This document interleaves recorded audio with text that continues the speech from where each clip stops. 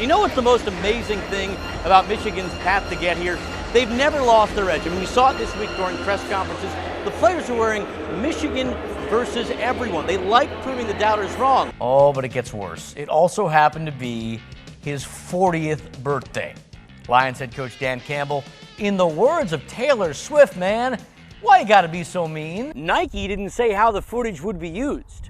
And they definitely didn't explain that through split-screen TV magic, Reed would match up with someone who lives in Italy. The 2017 and 2019 winner really struggled bogeying 4 of her first 9 holes and is now in danger of missing the cut. I mean, granted, they didn't play well for pretty much most of the game, but when they were locked in those final 5 or 6 minutes, they looked fantastic. Jared says all the right things. He talks the talk, but it all comes down to whether it tastes good, and now we're going to find out.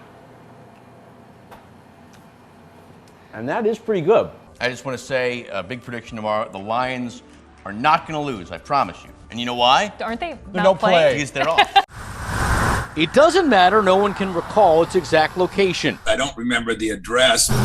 Or that some of the details have been lost through time. All I know is it was very close to the Burger King. What matters is that each man can remember how one home helped make them the leaders they are today. I think it shaped all of us because none of us were making any money. You know, the only reason we weren't married is we didn't have enough money to take girls out on a date. This was the life of 3 up-and-coming Michigan State coaches in the late 1980s. Tom Izzo, Tom Crean, and Jim Boylan are big time now, but back in 1989, they were 3 single guys trying to survive, working for the legendary Judd Heathcote, and trying to save a buck by rooming together in a 3-bedroom house in Hazlitt. But my room was good. It was certainly the best investment you could possibly make because Tom charged Jim Boylan and myself $200 a month to live with him. Izzo owned the house, I was a slumlord. so he got to make the rules. One of my favorite things about Tom Izzo is he hasn't changed a bit. And just as his current players at Michigan State would attest, Izzo ran a tight ship. Crean and Boylan were expected to chip in with the chores and keep things clean, a skill Crean admits wasn't his strongest. I'm sure I didn't carry my weight like Jim and Tom did, but fortunately they never kicked me out.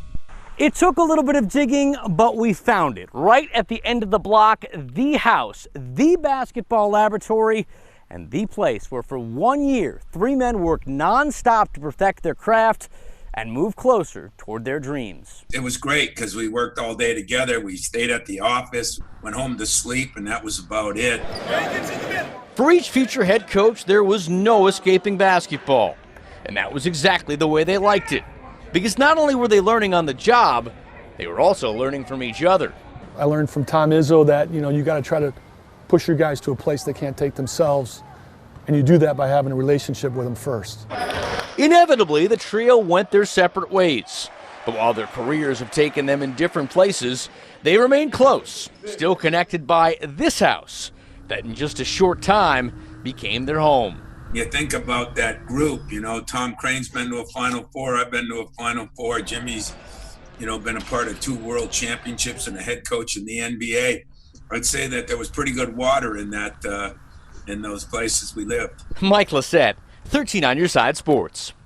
Lights out on that pace car. Jeff Striegel's job title says he's the head NASCAR radio play-by-play announcer. Over Kurt Busch, Matt DiBenedetto. But that is not the way he sees it. Let's do it right, Mike. Let's make sure we do it right. Okay. Instead, the Wyoming native views himself more as a co-anchor, which is a much more accurate description of his role. I think what makes magic for radio is the fact that all of our mics are always live. You see, unlike most sports, NASCAR and the Motor Racing Network doesn't use one play-by-play announcer to describe the action. Byron looking high, looking low. They use 4. When we get going, we do a baton-style handoff. With the Hendrick Motorsports Chevrolet. They've got one more shot at Ryan Blaney. I'll pick up. They sort it out. They continue on. And then the others will take off behind me. One final shot off the corner. They'll try to cross over. They make it sound so easy. Along with racing legend Rusty Wallace serving as an analyst, they have 2 play-by-play announcers in the booth and 2 others around the track, each stationed at a corner. Now here's what's really impressive. It's all voice inflection. After a wild slide off the end of the back straightaway. And the down pitch of the voice is the cue that the next announcer's up next. Cars go to the apron in turn number 1. Yup, that's right. There's no button queuing them up, or is there someone screaming in their ear to start talking? In fact, all producer Ryan Horn primarily does is make sure they make their sponsors happy. I mean, they're able to carry these things, you know, with all the experience they have it kind of locked down. The multi-play-by-play announcer approach actually began in 1970 when the Motor Racing Network was formed. Back then, the MRN felt NASCAR needed a shot in the arm. Well, it got one. It's intense, non-stop, and most of all, fun. One more run by Byron and it will come up short. Is it an art?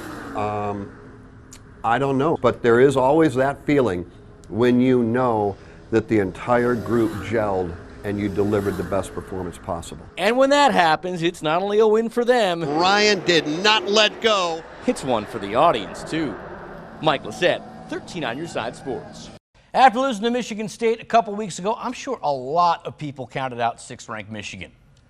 Wonder what they're thinking now. As evident by their efforts in the last 2 games, it is clear the Wolverines could still be a factor in the battle for the Big Ten crown. U of M on the road taking on Penn State, team that's beaten them the last 2 games.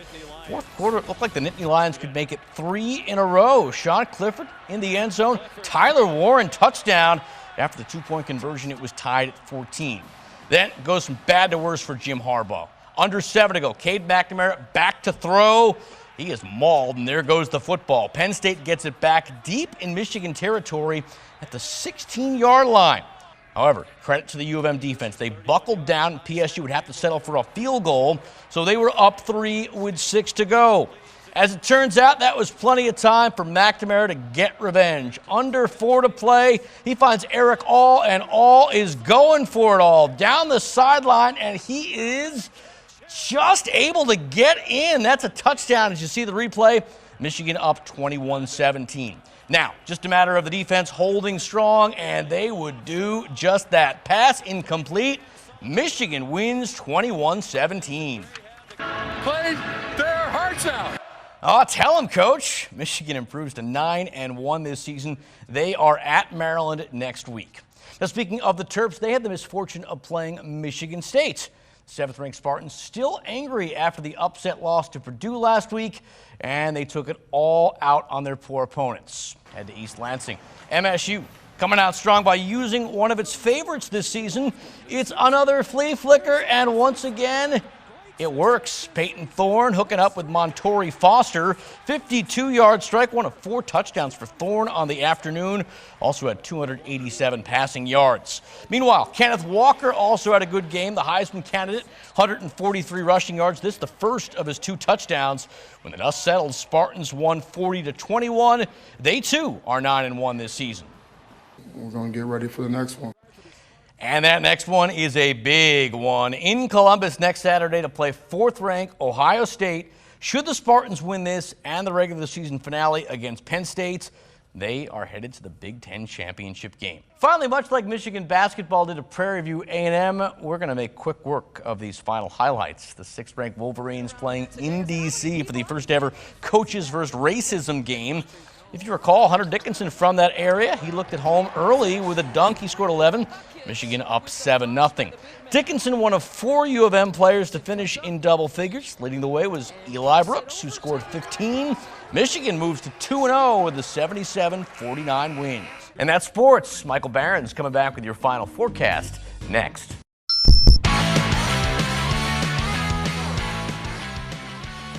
A few years ago, at the end of a football game, I was taking pictures of the losing team as they walked off the field. Suddenly, I saw one of the players, a big senior lineman, coming toward me, threatening me if I didn't stop filming. I politely said I couldn't, and before there was any further interaction, he was taken away. I'm not sure how the rest of that conversation would have gone, probably not well, but I'll tell you what I would have told him. As a journalist, for good or bad, it's my job to get the story, and right now, you losing, unfortunately, is the story. I bring this up on the heels of a social media post from American swimmer Simone Manuel.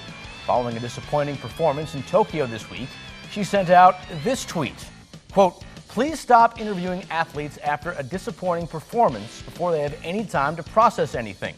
Trust me, they gave it their all, nothing else people need to know at the time." Now, from a human element, I get where she is coming from, but I don't agree. It's a classic case of you can't have it both ways. Many athletes love the exposure the media gives them when things are going well. The same, however, cannot be said when it's the opposite.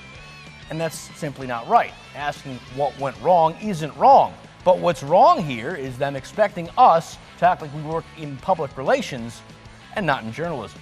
I'd love to hear what you think about this. Send me an email, mlacett@wzzm13.com, or find me at Twitter @MikeLacett.